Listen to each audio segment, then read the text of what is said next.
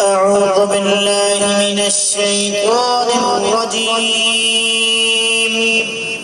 بسم الله الرحمن الرحيم. سبح اسم ربك الأعلى الذي خلق فسوى والذي قدر فهدى والذي أخرج المرعى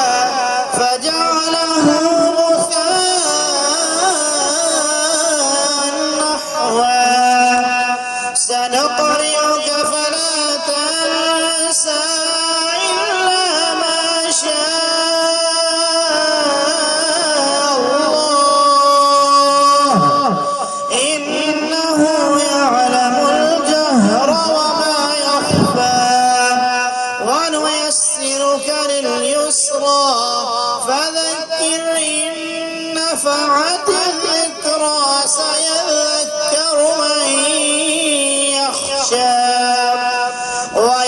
ويتجنبها الأشقى الذي يصلى النار الكبرى